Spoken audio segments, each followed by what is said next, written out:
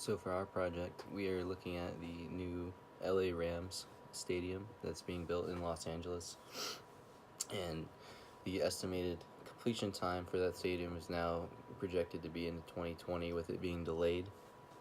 But some of the amenities that are going to be at this stadium are the amount of seats is going to be normal standard of 70,000, with it being expandable up to 100,000 seats. There's going to be, and what sets this stadium aside and this whole facility aside from really any other, is that there's also going to be a 6,000 seat performing arts venue.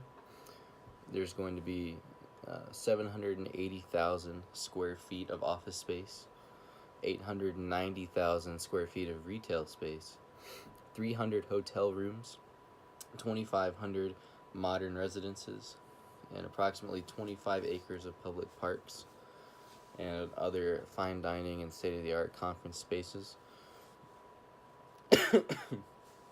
And for this, the main goal for Stan Kroenke, he wanted to design truly the best stadium in the NFL and have it with the goal in mind of bringing in more events other than the football games for the Rams and Chargers.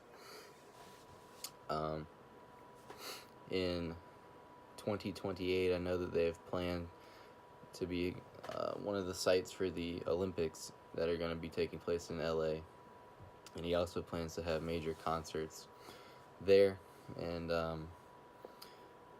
one of the main things that's going to set this stadium apart as well is the roof of the stadium, which is going to be a transparent ETFE roof that will not only cover the playing field, but also the adjacent pedestrian plaza and the proposed 6,000 seat stadium, which they again hope to host events like the Academy Awards at.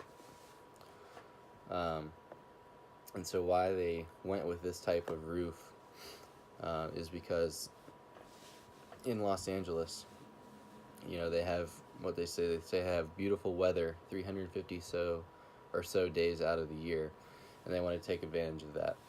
So really, the roof itself will let in natural daylight with a 30% shading coefficient.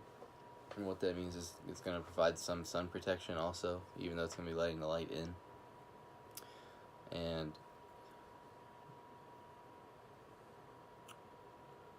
the total cost of the stadium itself is going to be $2.6 billion. And just to compare that to the newest other NFL stadium, the Mercedes-Benz Stadium that was built in Atlanta and it opened in 2017, the cost of that was $1.5 billion. And the cost of this stadium is estimated to be $2.6 billion. That's just for the stadium, not the rest of the complex. And to give a better context of how much the cost would be in totality with Hollywood Park and LA Stadium, the best comparable is the Dallas Cowboys, who has the Star in Frisco and AT&T Stadium in Arlington. The two facilities separately cost $1.5 billion. So when we put them together, the total cost is $3 billion. But with what Stan Kroenke is trying to do with his stadium is trying to make an attraction for multiple events. That being, the Olympics in I think 2020 or 2024, I'm not for sure. Or, just simply hosting multiple events, festivals or whatever. And that's not what the Cowboys are doing. They're strictly a football, operation. And to talk about the financing more, Ann Walton and Stan Kroenke, they basically put their own $1.5 billion into the project, which is going to be the original cost. They were going to just flat out pay for it themselves with, maybe a few donations here or there. But once they realized the type of spaces that they could get in LA with the Hollywood Park, they decided to branch out more and get multiple banks like JP Morgan, Chase, Bank of America, and Wells Fargo to kind of bring their money in, because the attractions that are around LA Stadium, it's in Inglewood. Inglewood's a very cultural space in Los Angeles, so it'll attract a lot of people of many different diverse backgrounds.